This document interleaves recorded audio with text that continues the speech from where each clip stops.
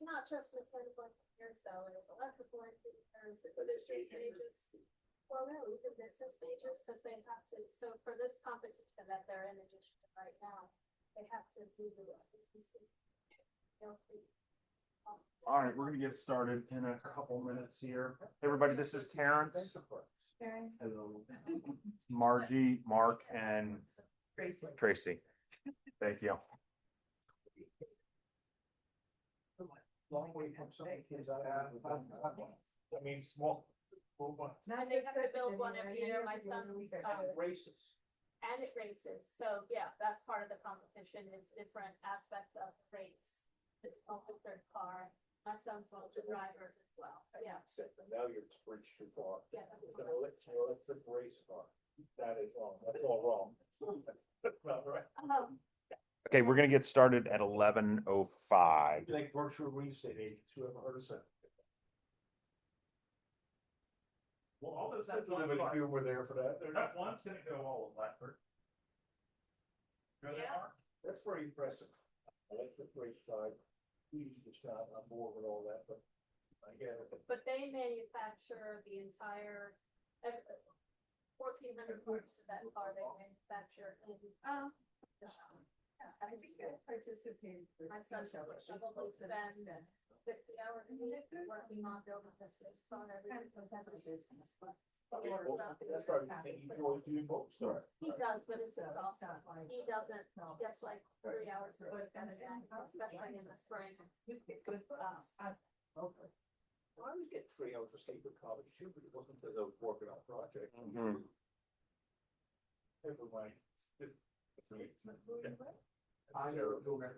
That's very cool. Thank you, Chair. It is cool.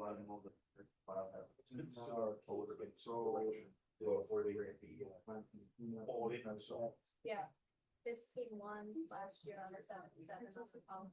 They Oh, won. there's a race against college. Yeah, the competition is against other schools. It's now, it's in Michigan. On race tracks. It's at the Michigan International Speedway. So, but the racing driving.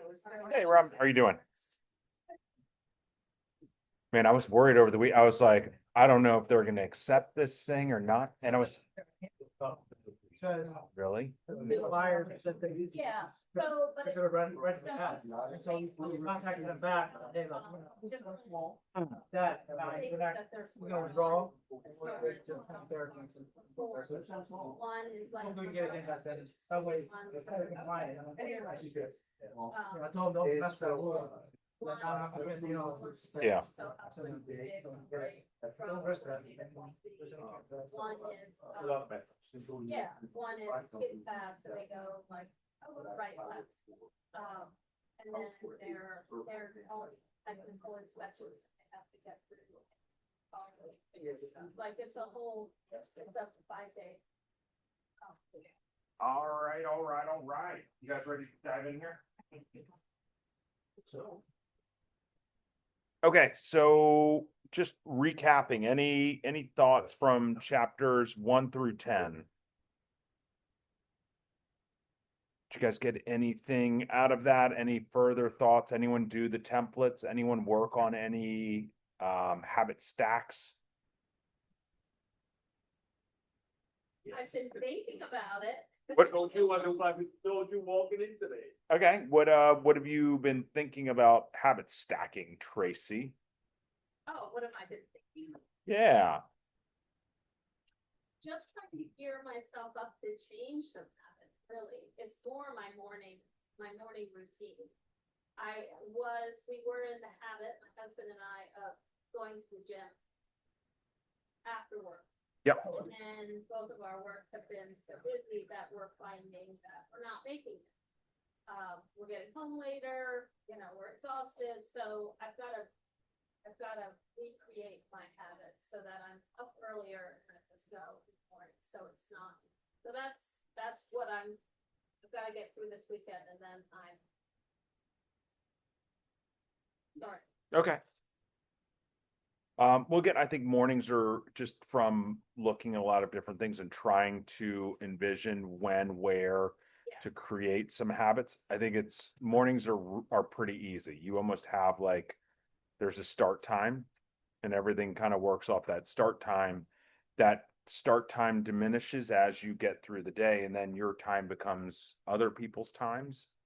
You know, there's a lot that can go wrong between now and 5 o'clock with my schedule, as opposed to between, you know, 6:40 and 7:40, right? So, okay.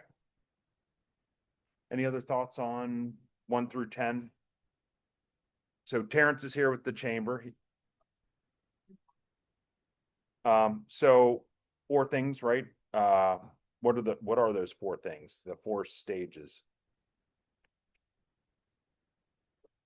Q. Yep. Craving. This last week. Yep. Response and then reward.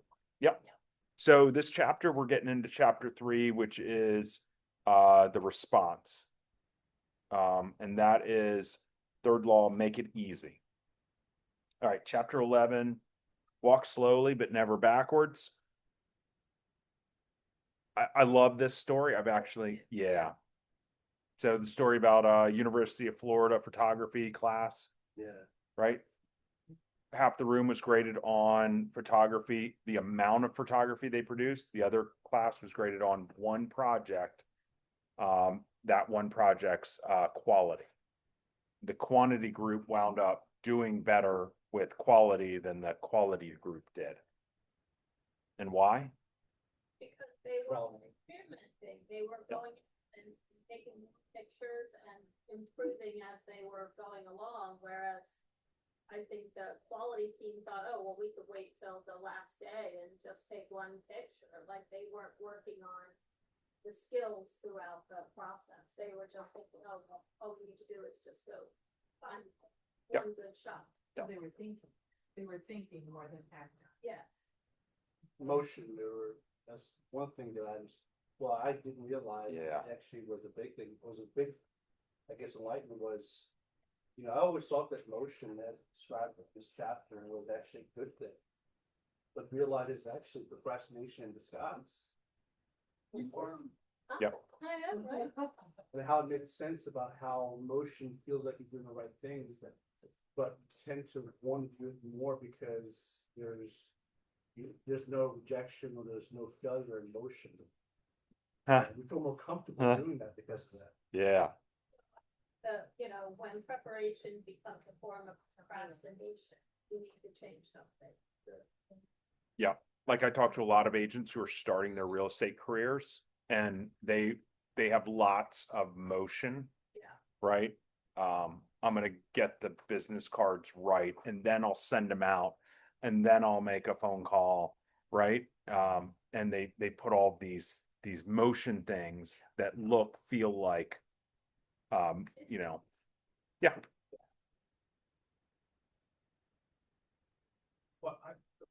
But I think motion's before action, and certainly when we've talked about motion before, not so much here, it's the dichotomy of thinking of doing nothing, and you need to be in motion. Now we're taking in motion to like a higher level action, so I think there's a difference there. Mhm. But I don't think motion by itself is bad, if it doesn't lead to action, like you stop in mid-process, Yep. would be my view on that. Yep. So, Well, and I like the key,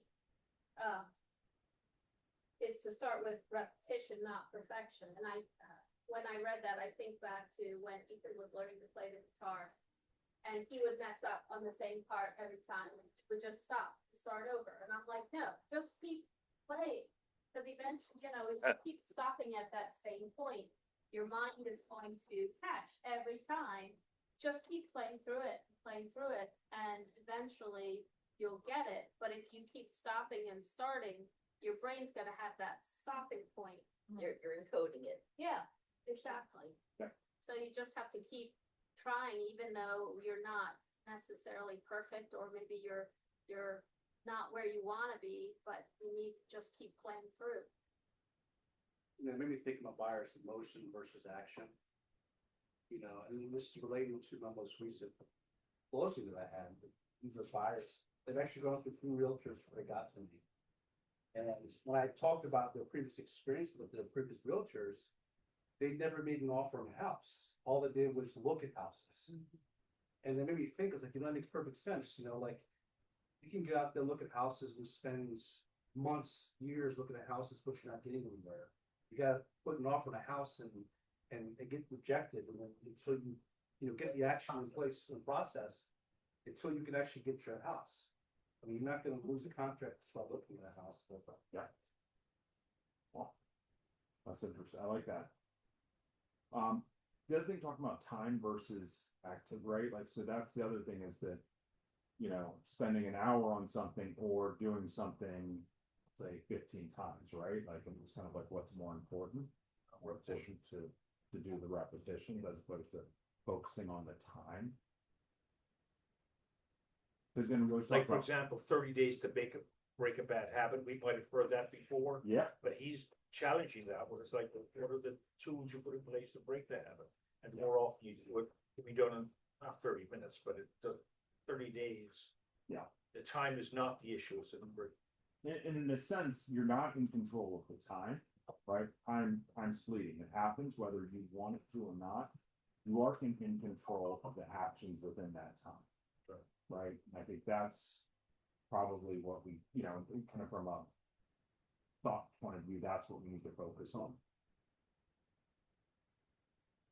Well, he really galvanizes this when he talks about systems versus goals. I don't know if I thought that was the first page. I mean, that's a paradigm shift in thinking about what we're doing in terms of building a business. It's it's like your goal would be to put a goal in there, sell a house, or to put whatever numbers on that.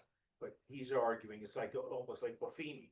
If you put systems in place, these things just start to take place. I mean, assuming you got the skill sets to go along with that, of course, but systems, he said, what are your systems to generate business? Well, he didn't talk about generating business, that's what Buffini does. Put systems in place to generate your business and do the systems. Yeah.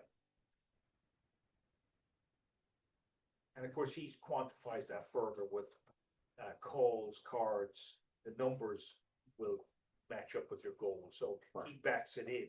I mean, some old school thinking there with that in terms of so many calls lead to so many appointments, lead to so many closings. I mean, I'm not saying that's old school, that it's still a quality piece of information, but the systems, as opposed to just setting, I'm going to make X number of calls, is like, what is your total system to generate your business?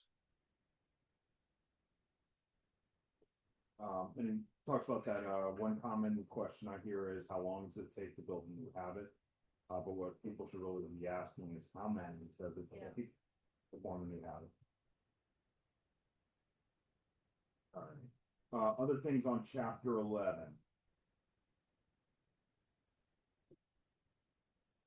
Okay, 12, the law of least effort. I love this one. Yeah. It's cool to be lazy, right? The realtor's mantra. Yeah.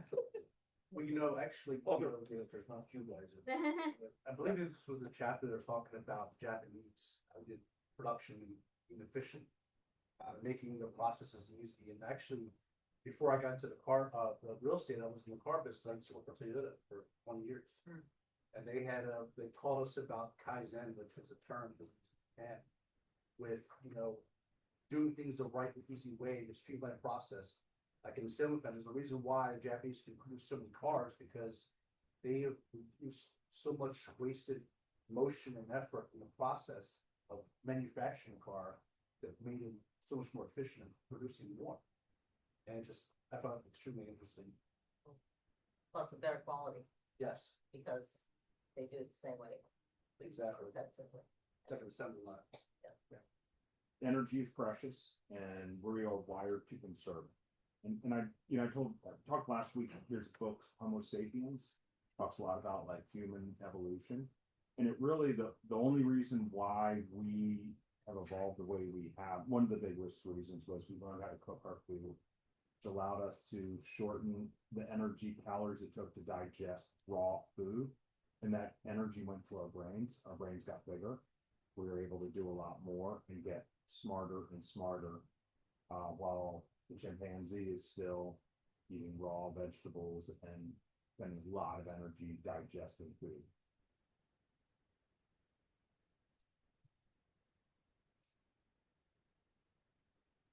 Okay, so and it reinforces this, making things easy, right? Your first step is your environment, right? Like your environment makes things easy, right?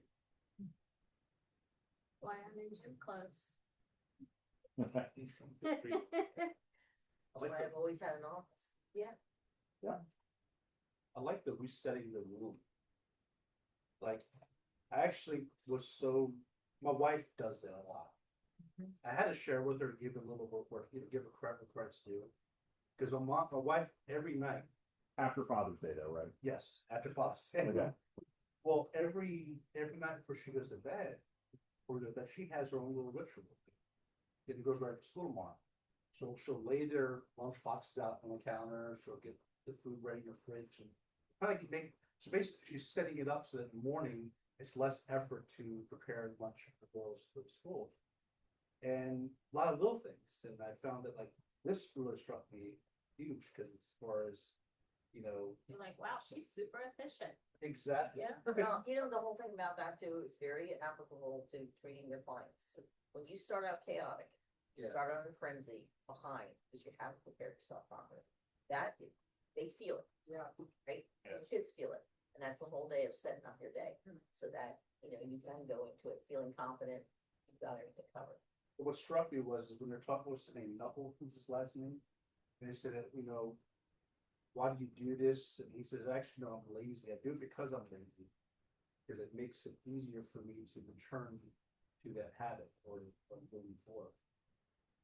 And that kind of carries on forward with a lot of things, like as far as setting up the environment, really. So let me dig into that for a second, because I think those of us who don't live alone, right? You've got people in your environment all the time, and sometimes you have little ones and ones who don't care about your environment as much, maybe they do. How do you deal with like your family, and how do they like? Because again, you can reset the room all you want. Yeah. But if they come in at 10:30 and thoughts. So my office at home is a big mess. Like my wife throws everything that belongs to me to my office, even though they belong to my office. She sees food in the house, she throws it in. So my office is very cluttered. And so I feel like my mind's kind of cluttered. I go to my office is cluttered. So my new habit now is every time before I sit down, I'm gonna remove one item from that room or organize one thing. Yes. And before I won't touch it, it keeps piling up. So I just do one a day, one before I sit down, just something, organize something, one piece, and then I think through time it's gonna. And then eventually, and I feel like once I pick up one, now I wanna pick up two. You know what I mean? Yeah. So I get into that habit, so now I'm starting to clean up before I work. Kind of thing. Well, the habit stacking would be an idea there, so pick up one pile before you sit down and do whatever. Yep. The tools would give it to us. So how do you Well, you tend to have different kids, right? So you have one kid that does everything, gets up, and then you have the other one that's, you know, Leaves a tornado kind of behind. like Grace, right? Yeah. Jeff, there's always one. And it's hard. You have to kind of keep reeling them back in, and sometimes that's a lot. What do you do? How do you do that? Well, set up systems so that, you know, Was they are successful, because a lot of times they didn't get bored that way, I think. You know, some of us are very organized, you know, I'm very organized, you know, it's like, I go through my day and I know where I'm gonna be and everything. And, my kids weren't necessarily that way, so, you know, it kind of took a while to set them up for success. I used to say, you gotta set your day up for success. You know, if you're running around all the time, doing your stuff, where's the homework, where's this, where's that, where's something else, you know, you gotta do it the night before, and, you know. Like I said, I never like sending them out in the morning crazed, Yeah. because Right. it doesn't set your day up good, you know, then you're always sort of behind. Actually, I thought this occurred to me, Bob's example, maybe to answer your question, to find a way to make everyone coexist. A suggestion for Rob would be, you tell your wife, if there's something she wants to leave in her office, instead of just leaving it in there, tell her to put it on your chair. So it forces you to have to move that object before you can sit down. It does on my desk. So my desk it's like all kinds of stuff. Like, Well, it's funny, my husband and I share an office at home, and we used to have a couple of businesses. And he is a slob kind of at home, right? I mean, well, not in the house, but in the office, yeah, he's like, he just throws it all in there, and then my side, it's all like lined up, and every once in a while, like when we go away, I'm like, you know what, I'm just gonna conquer that desk.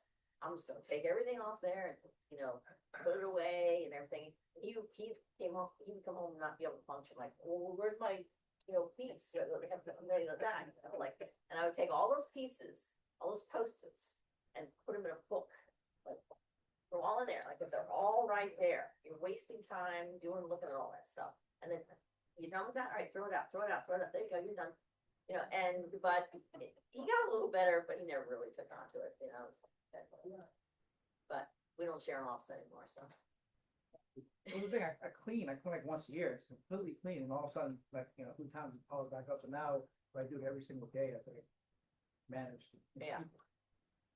Well, how do you communicate this again? I mean, I think a lot of this start to be like, I think I can probably, like, there's some tools in here to control my own environments. It's just our own environments aren't our own environments. They're, Right. they don't live in a vacuum. That's where I'm just trying to, Coping skills, Joe. how do we get other people on board with my shit, right? Like, Yeah. That's part where it's important to. is this a whole nother parenting conversation? Yes. Say, Yeah. Yeah, this is You just have to keep repetition, just like with everything. Yeah. Hey, guys, we've talked about this before. This is how, ABC, and, it's, for them, it's going to be that, how many times do you have to tell them before?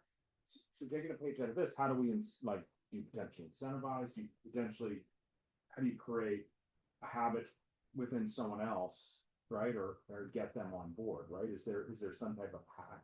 I shouldn't say hack. well, you know what, I'll tell you a good example, I thought about this the other day, because I was cleaning up my son's room, and, came across this paper he wrote about, I think it was called, The Worst Day, something like that. It was talking about how Larry told him to get up and get out, because he had to be there early, and he didn't, so he stayed up too late, and then he was on his way to school, and he got a flat tire, and, now he's really gonna be late, and he's writing all this, oh, it's so horrible, like, very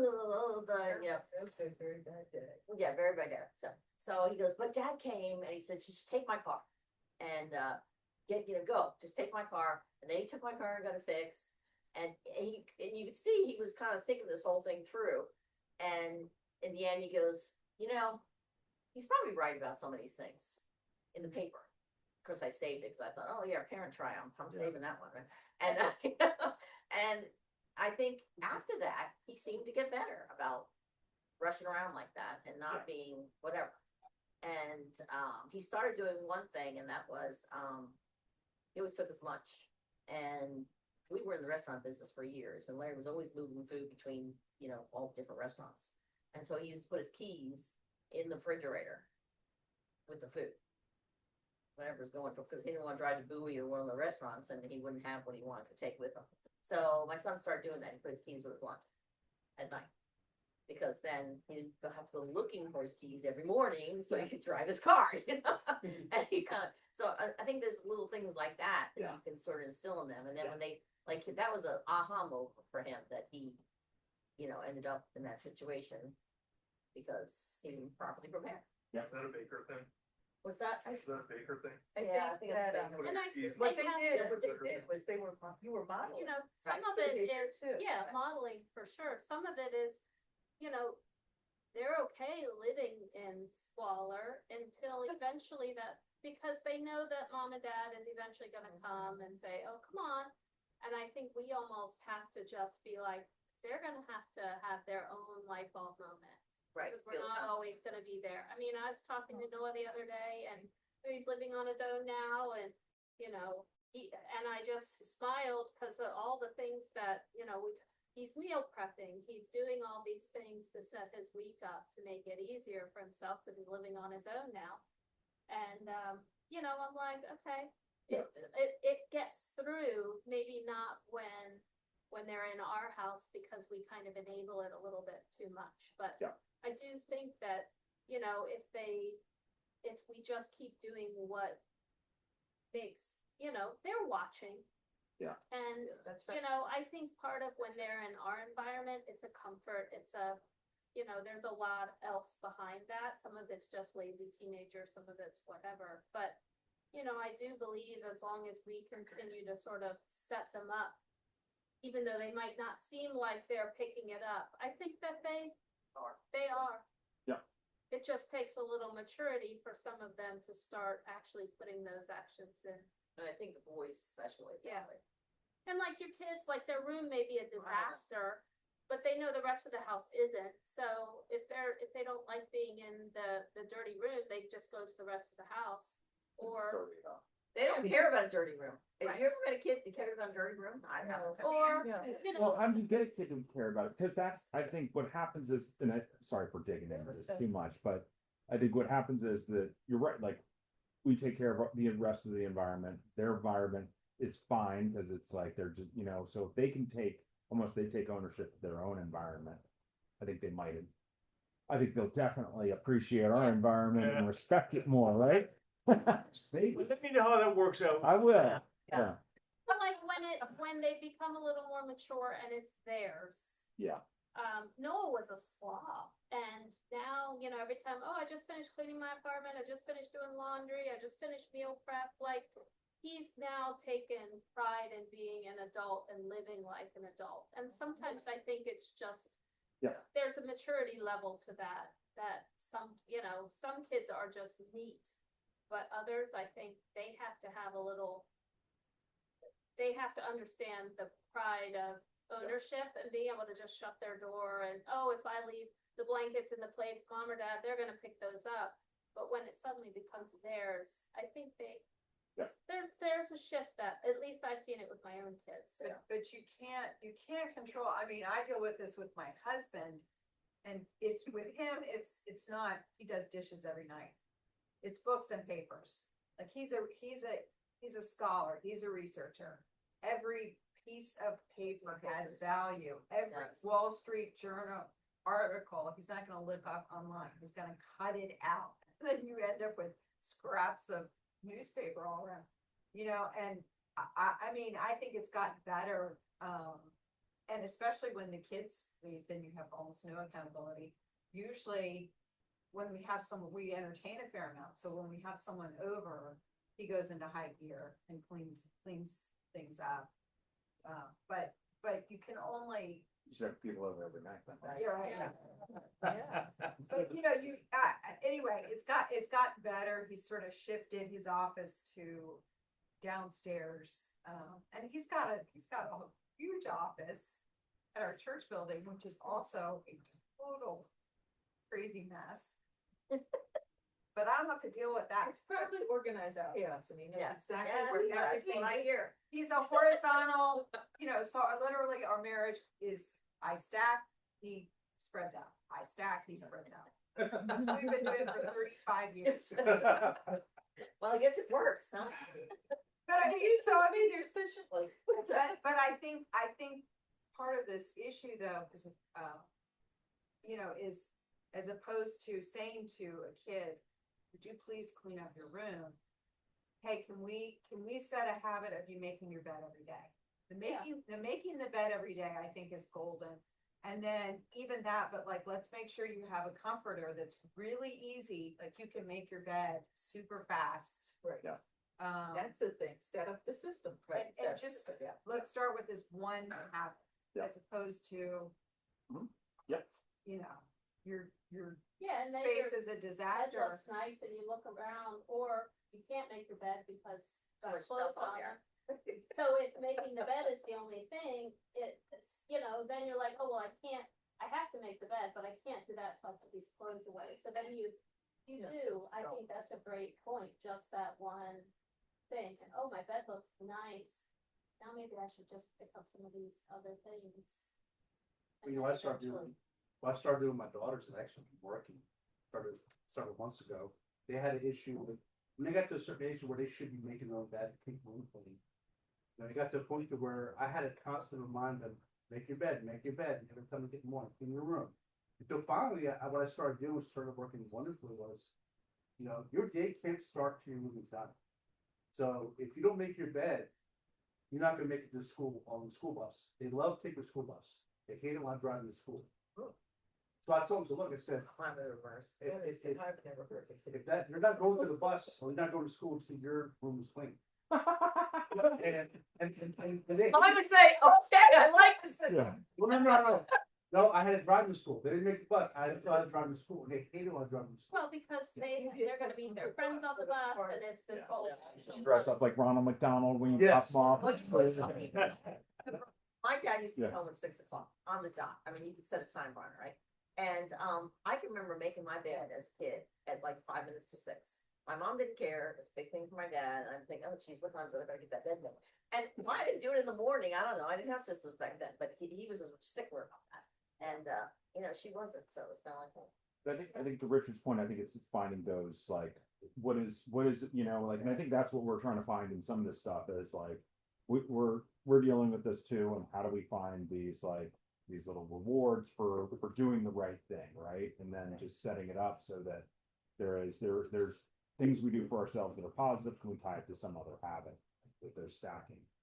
But I guess, you know, I think that for us, a clean room or, you know, making sure the sink is empty before you go to bed, because then you wake up in the morning and that's a reward for us. It's not a reward for everyone, Right. you know?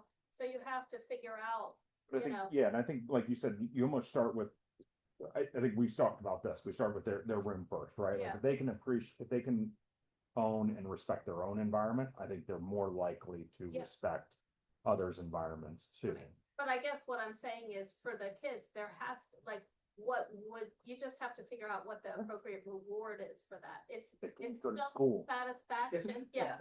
You know, if self-satisfaction is the reward, you know, because you don't necessarily want to make it a punishment, because Yeah, good right. habits are never built on punishments necessarily. So like if you don't clean your room, you're not going to the birthday party. Well, then that's not creating a good habit. It's just creating resentment. So Yeah. you have to figure out something that, you know, like Richard, girls want to ride the bus. So if their beds aren't made, they're not riding the bus. Yeah. You just have to figure out what your kid's motivation is, and hopefully you can sort of work with that Yeah. and then take those small steps. Yep. Well, make it inconvenient. It says, later chapter, make it harder to do the bad habit than to do the good Yeah. habit. Just make it inconvenient enough. All right.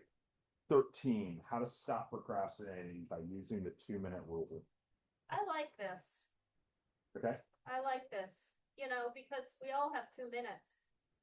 And if you just say, okay, I'm just gonna start this and I'm just gonna do it at 2 minutes, I'm done, I can walk out.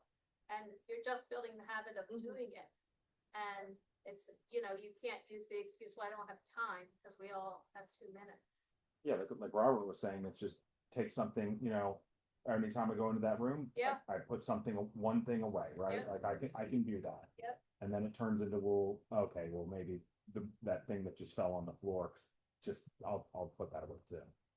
I think the hardest part getting started. Yeah. You take, Yeah. taking Yeah. the first time you do it, the first. so that's how garages and basements get full. Yeah. You know? Mm-hmm. People and always say, oh, you know, Yeah. I gotta clean that garage, I gotta clean that garage, I gotta clean that garage, when every day you walked through that garage, you took something with you, Yeah. you threw it out. Yep. You know, in a couple, Yep. 30 days or so, Yeah. it will be done. I'm actually kind of experimenting with my garage with this. Yeah. So for 20 years, we've lived with an ugly door that leads into the house. Like, why have and so I painted it like this cheerful blue. Well, then I painted the door, and then of course everything else looks horrible. So yesterday I painted the trim. You know, well, now the wall looks bad. But Hero effect, I right? forgot, like I've hired painters so much now with one, our boyfriend one, Yeah. who does such a good job, but the Has garage. my house in 6 months, I'm like, okay, one. You gotta stop cheating on me. That's right, no. So it's like, it doesn't matter if it's not professional, and I realized I forgot how much I like to paint. Like, you know, I'm a macro, I don't like crafts at all, but painting a wall is very satisfying. Hmm. So I'm not gonna paint the garage, I'm gonna paint a wall. Yeah. You know, so anyway. Well, I we'll see did how- try, my husband, we had all of the stuff that came from his mother's house in storage, and then storage got too expensive, and now that we're empty nesters, all the stuff is in our basement.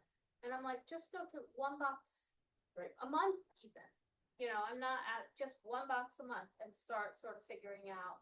He hasn't been able to process it yet, but I'm like, just one thing, just put your hand on one thing and decide what you wanna do with it. Weekly, monthly, just something. Just take them on one of your listing appointments and see what Yeah. people, what an accumulated. Well, I tell people, my listeners want the same thing, they go, this is so overwhelming, I said, you're gonna have to do one box at a time. Yeah. Now I'm looking at your basement, and I see boxes that I'm guessing Never got unpacked. came to this house Yeah. in the same box. Yeah. Yeah, so, I'm Yeah. thinking, And you know you're gonna sell, so just start, you're not gonna pay to move it to the next house, yeah. right? You know, I always So- tell people, well, I don't even know, I'm like, okay, well, we're obviously gonna list your house, so start going through all the pictures, the tchotchkes, the stuff. It's all Yeah. gotta go somewhere anyway, so just And I start, think the key to that, like in this, is like pick the easiest thing first, right? And that's sometimes what happens is in our minds, we pick sometimes the hardest thing, because that's like top of mind. Maybe it is the photos, right? It's Aunt Ethel's like journals, right? Like that you just could never throw away, and I gotta go through all of that. But there's all this other shit that's gotta, like, so sometimes we attack the wrong stuff, and when we do these projects, I think that's something to really keep in mind. What's easiest? I like calling it a gateway habit. Yes, right?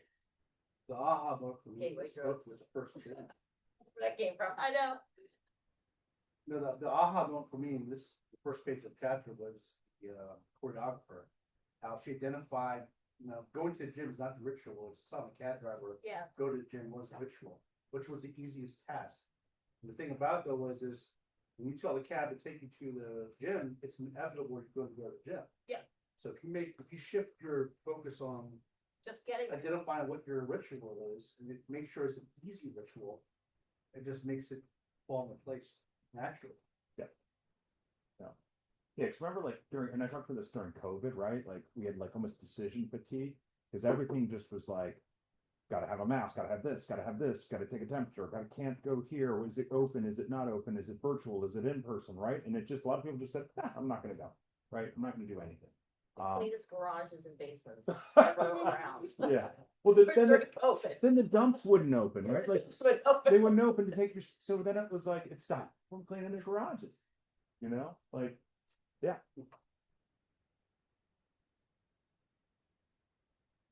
no, I would, I You have to really- standardize before you can optimize. That was one of the lines in there. Okay, what was that, Tracy? Oh, I was just gonna say, I've told both my kids they should read this book, but that's like, yeah. It's probably never gonna happen, but I keep Yeah. quoting it to them. Why don't they just read one page? Yeah, exactly, Yeah. exactly, or even listen to it, honestly. I'll pay your tuition if you read one page, right? Like, I'll give you some spending money. yeah. I'll pay for You're that. you're gonna give it to them anyways, right? Like, now I'm starting to think I'm back to short charts. Yeah. Yeah. Right? Give you a sticker. Here's the Yeah. quarter. You're getting it anyways, right? Why not attach something to it?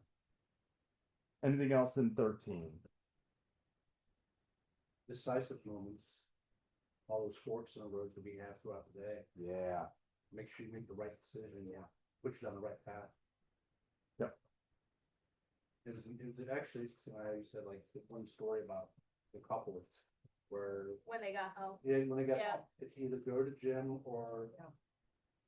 Watch- sit and watch watch TV, TV, and that's yeah. what happened to my husband and I, cause we, it was 5:30 when, it was getting dark, it was dark and cold, and he wasn't working as late, so then we go to the gym and we come home and eat dinner, and then, we're home at 6, okay, well, we'll still go to the gym, and now we're getting home at 6:30, and it's like, he's exhausted, I'm exhausted, well, maybe we'll just go for a walk, and then, okay, no, it's too hot, or I've gotta Raining. cut the grass, or it's raining, and then it's amazing, and I don't wanna say it's because we're lazy, it's just that if we did it in the morning, it would just be done, but in the by 7 o'clock, we're just Yeah. ready to be done. and I say this over and over again, like our present self makes terrible decisions for ourselves because we're hungry, we're tired, we just don't feel like doing it. But you make great decisions for your future self, Yeah, right? Like, so if you like, and my wife's great at this, and I just realized this while reading some of the stuff was that like she loves doing classes, right, at the gym. Yeah. And I think a lot of that is there's a commitment. yeah, 6:30, Exactly. and like you get dinged $10 if you don't show up for the Right, class. yeah. So she knows she's got to start feeling like she's going to the gym at 5:30, right? Yeah. Like getting stuff ready to go, as opposed to like 6:30, are you gonna go like spontaneously go for a run or Yeah. a walk or Right. and that's No, I something feel when ya. you commit to that stuff, that makes sometimes a lot easier. yeah, and like with Pilates, the club Pilates, if you don't cancel 24 hours in advance, they Yeah. get, Charge of $50, isn't it? well, you lose your session. Yeah. 35 bucks or whatever that is. So, sometimes if you wake up sick, obviously you can call, but if you just lose motivation, you just lost 35 bucks. So, I do my treadmill every morning and I do miniseries. And that way, Yeah. when that, episode is over, then I'm done. Yeah. Right? So I don't watch any other time. I do it then. Yeah. And so that keeps me, I gotta find out what happened, right? yeah, You know? Oh, yeah. Gotta get on my picture. I've been snacking. I was gonna Yes. That's how I do it. 100%, that's great. Look at you guys Which, noticing that. it's like Uber Eats, which my daughter does Uber Eats. Oh my gosh, it's so So it's expensive. crazy. So I expensive. know, and so she just got We married don't do it. and, we've had these conversations, cause I'm like, you guys need to, they're already settled, you need to be saving for a house, that's what I keep saying. But they know they eat out too much. And I was thinking the first thing they need to do is get rid of Uber Eats, because it's just enabling them, they're tired, they come home from work, like, nobody wants to cook, well, we'll just order something, it'll be on our doorstep, Yeah, so. and that's where like Noah with the meal prep, because I told him, you've gotta stop just going, you're hungry, so you go, you've gotta set yourself up, so you've got food at home. Yeah. I'm not paying for McDonald's, I'm not paying for, you to go to Royal Farms or do all this, go to the store, buy yourself some food. Even if it's some of the already prepared meals at Wegmans or whatever, just go to the store and set yourself up for the week, so you're not making those impulsive. My son used to do Uber Eats all the time. There's Yeah. always Yeah. somebody knocking on the door, And right? it's yeah. like And, twice as much money. Twice, much like Crazy. $40 Yeah. for something. I'm like, well, Yeah. but then he went on this keto diet, right? And that's actually 6 years ago now, I can't believe it. And he lost 80 pounds. Wow. Wow. Well, you can't order much No. from Uber Eats.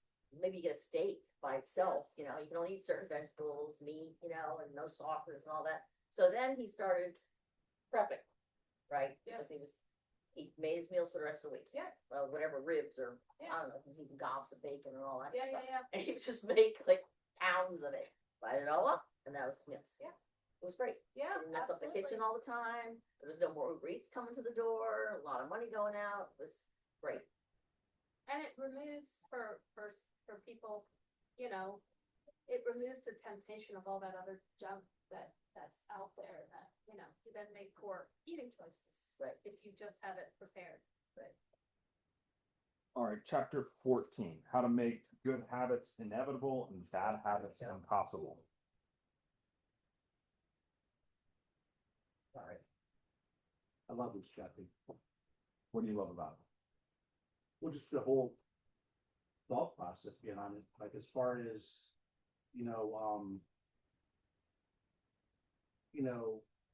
trying to think of an example. I think this chapter we're talking about when you unplug TV. Yes. Okay, Yeah, so, devices. so you want to make your good habits easy to achieve, your bad habits hard, or make it inconvenient. And like, if watching TV is your habit, then unplug it from the wall, because if you really want to watch something, you're gonna plug it in rather than just pop on the couch and still need to grab a remote to turn it on. Yeah. Make it harder to go back and plug it in, or even move it out of the room, if that makes it even harder. Like use small plates to reduce calorie. Like I tend to use bowls, and I can fill that bowl up like Yeah. business, and it's just one bowl, right? We But- use small plates now, it's Yeah. just my husband and I, we use the Yeah. fat plates instead of dinner plates. Yeah. Yeah, we use small bowls for ice cream and then you're just like. Yeah, exactly. Scooping Put it on top, Yeah. it's not gonna fall How big, over. you know, it's. We do the same thing, like, oh. It's still gotta be better though, right? Because we just use those little clear glass bowls. Well, think about how, you know, society nowadays makes things easier. This kind of goes over reach, so easy to just order something from Uber Eats and it gets to your house so much easier. Yeah. But like, I guess it kind of gives you an example of in how it's also a double-edged sword. I mean, the easiness of a good habit can also be a bad thing too. Yeah, they mentioned like, I don't know if it's in this chapter, like Netflix, right? Like play Yeah. next and automatically, whether you, Yes. you can't scramble to the remote to stop it, it's like the next one's coming on, you're like, what's 35 minutes? Yeah, Yeah. exactly. You know, Right. Yeah, alright.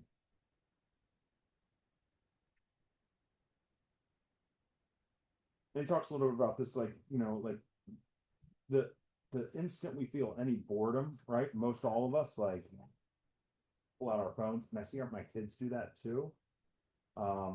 nobody knows how to be bored anymore. No, right? I mean, I find my own self, like, I've gotta check myself often. It's like, oh my gosh, why, you literally just shut Facebook, why are you opening it again? Right. Or, you know, it's just crazy. I took this book to my open house on Sunday instead of, Yeah. you know, I had my phone, but I kept Yep. it in my pocket. And I just read instead of, you know, scrolling or playing a game. And, you know, it was so much healthier, I guess, like. Yep. And so I'm like, okay, cause I'm a Kindle reader typically, but I leave my Kindle at home, so I'm like, maybe I just need to really just. Not, I'm a big reader, so I don't need to read more, but it's certainly better than doom scrolling. If you're bored. And I do love how like raw dogging has gotten to be a thing, like where you just sit there and do nothing, right? Like there's people who are like, we'll take like a 4 hour like plane flight and like just stare at the headset. You know, it's a thing. Which is, you are doing something now. Like you're refreshing your mind, you're refreshing your creativity, you're sorting through everything that's happened and working through that stimulus that, you know.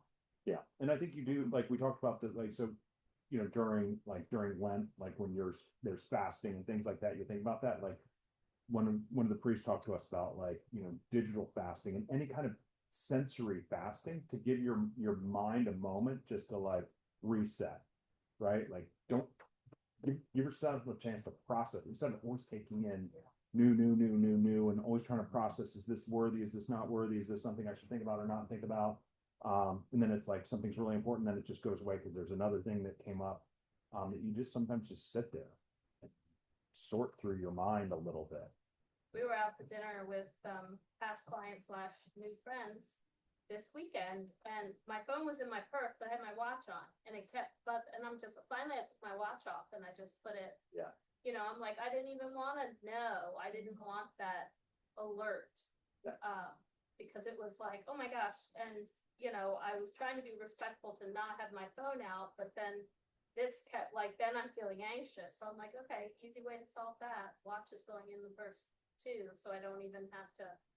Yeah, we have a fault, like, so in our business, and I'm the parents and yours as well, like, you know, we're always client facing, right? Like, this could be the next big opportunity that's on my phone and or email or something, and we're kind of almost giving ourselves like, it's okay that you're on your phone because it's Right. productive, and then why the hell are you on Instagram? Like, Right.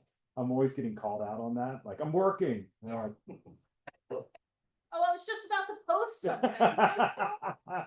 just about to post. Yeah. Yes, exactly. You know, it's funny, one of my wife's friends tells a story about how her husband had a habit, he goes to the bathroom, take a tablet with him. And his bathroom visit ended up being a half hour. Yeah. 45 minutes. I mean, So what she did was, while he went to the bathroom, he took his tablet, and as soon as she knew he sat down and got situated in the toilet, connected Wi-Fi. disconnected Wi-Fi. And he got out of the bathroom within, Yeah. 2 minutes, whatever. First he said, let's go to Wi-Fi, and she ignored him. Act like he thought he was alone. As soon as she came out, she says, that was the record time you were in the in and out of the bathroom. Because of Wi-Fi. Yeah. Yeah. I mean, because we used to have to. He's in just there read, reading like, the soap. shampoo. Yeah. I mean, we all did that, right? Yeah. You know, you go into bathrooms and there's magazines, you know, there was something we did all have to sort of like, you're bored sitting in there, you used to read the soap or the, you know, you buy something new or the toothpaste, you know, something to. I don't think I've engage ever with. read the soap. I don't know. No? I don't think so. No. You ever play the alphabet game on the cell phone? No. We have to go through and find A to Z. You know, if you find A, you start with very, this is a little game I had when I was a kid. That's funny. That's awesome. All right. Well, and we're, most of us, at least I think, are from a generation that we do remember having to entertain ourselves without phone. But our kids don't really know that. 8-hour car rides, looking out the window, making up games. License plate games Yeah. or, all just being bored or Yeah. sleeping or, Looking at the dots on yeah. Yeah.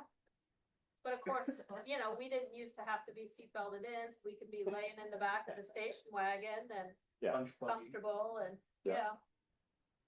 Smoking cigarettes. Exactly. You or your parents? Yeah, I mean, Yeah. they can't see. I'm all the way back here, right? Oh, my high school had a smoking lounge when I Yeah, mine started. did too. Yeah, Right. mine did too. It just amazes me that, Yeah. that in high school there was a smoking lounge and you just didn't think anything of it. Now they have vape detectors in all the bathrooms. Yeah. Crazy. All right, fourth law, make it satisfying.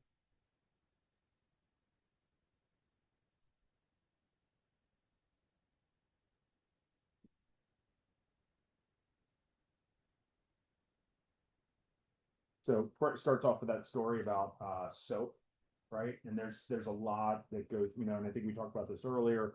There's a lot that goes into food processing and things like that to make the things more attractive, right? And that's the same thing with a lot of products that smell good, taste good. Yeah, although them talking about spearmint and juicy fruit, granted, they taste good for maybe about 4 seconds. Yeah. And then, Yeah, And then but then you need gotta, another one. And yeah, then you need yeah, another just one. like- That's why. like 6 pieces of gum in your mouth. Yeah. That's why we put it in last 5-4 pack. Mm-hmm. I found interesting about the comparison between immediate satisfaction versus long-term.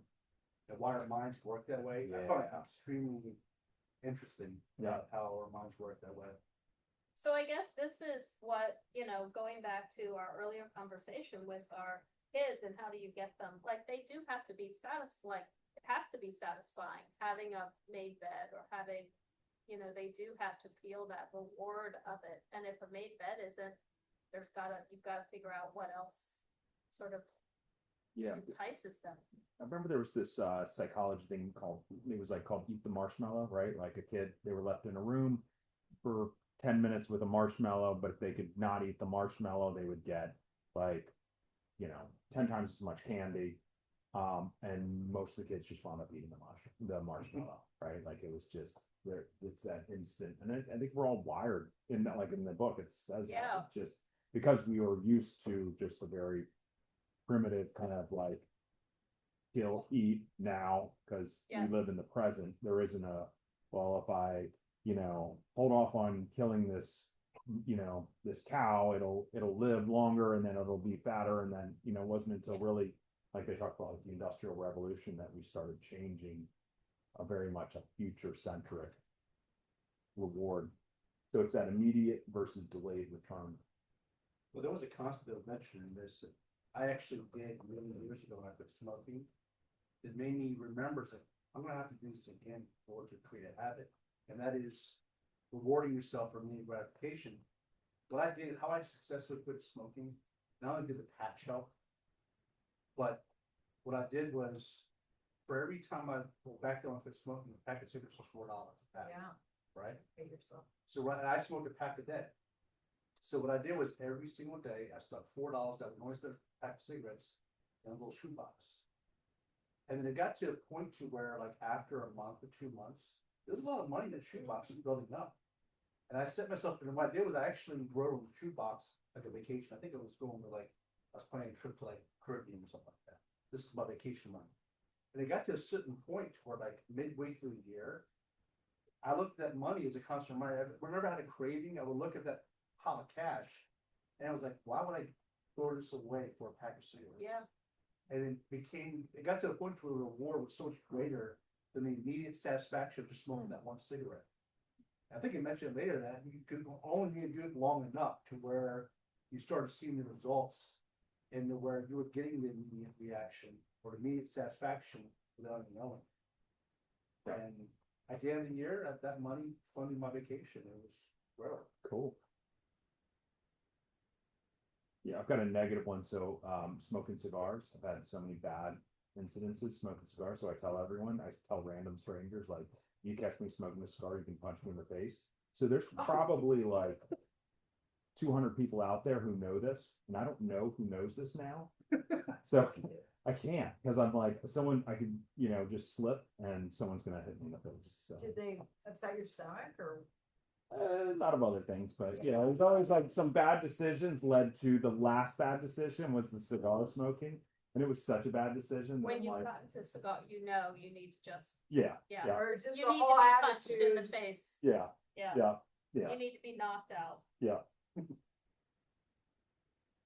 All right.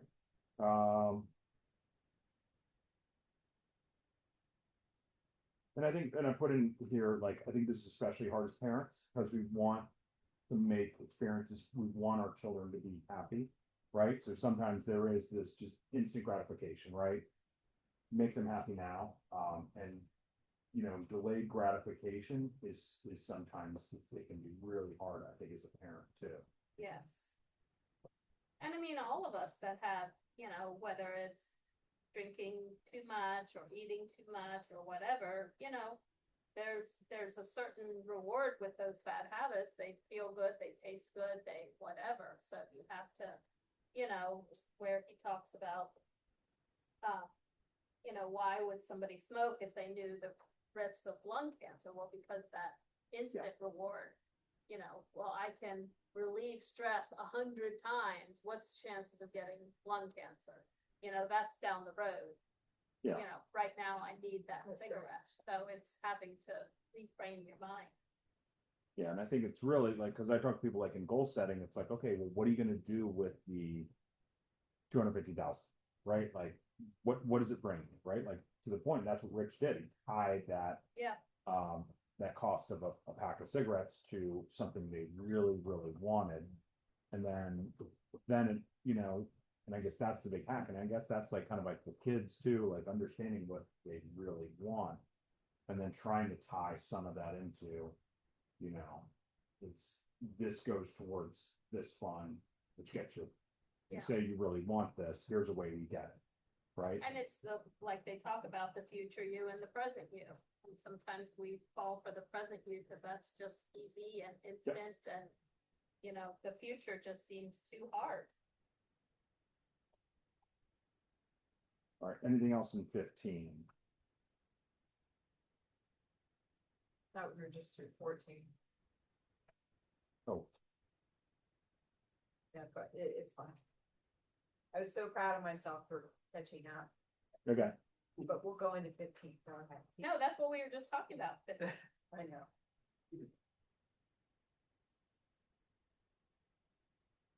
All right. So next week's going to be our last session.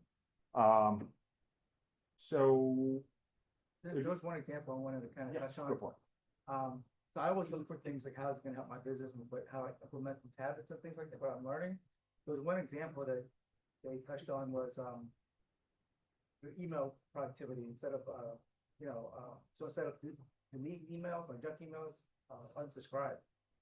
So I thought about it. So I just started doing it since last week when I read the book, and then just for a week I've been doing it. So I probably delete at least 100 emails, junk emails a day, right? Which probably takes a second or 2 or 3 seconds to skim through that email.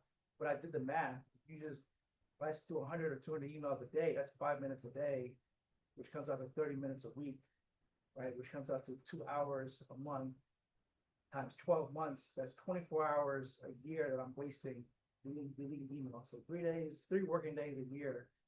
Deleting emails, you think about it. And so I just did it for a week, and then, so in the beginning, I might have 34 emails, but just a week's worth, I feel like now I'm deleting less emails in the morning. Already, I already feel effective, you know, so saving time. So, pretty interesting. Yeah. Oh, those stupid emails. Wake up in the morning, it's like 17 emails. So just to be, because I think I always find like, shared experiences are really, really helpful. And I look through some of the book and there's times I'm like, does that apply? And then they give an example, which sometimes helps and sometimes doesn't. So you guys can just think about like, especially I think with some of the habit stacking, I think it would be interesting to see what habit stacks you guys can create or think about creating, have created, to share, just to hear, right, wrong, indifferent.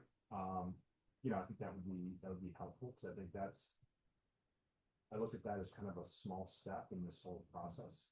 Well, I think about Ellen, Process.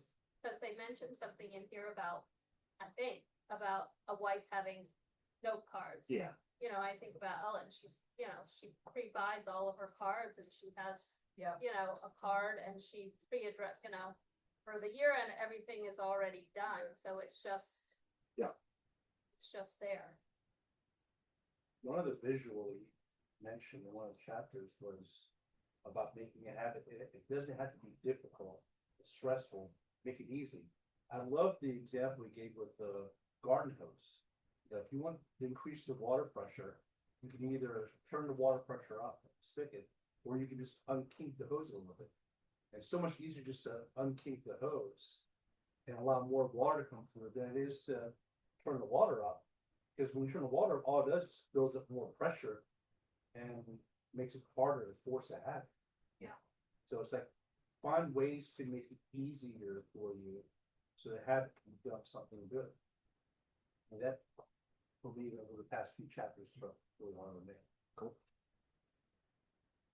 All right, guys, thank you all very much. That was awesome. Thanks. Thank you. Getting through the end of this.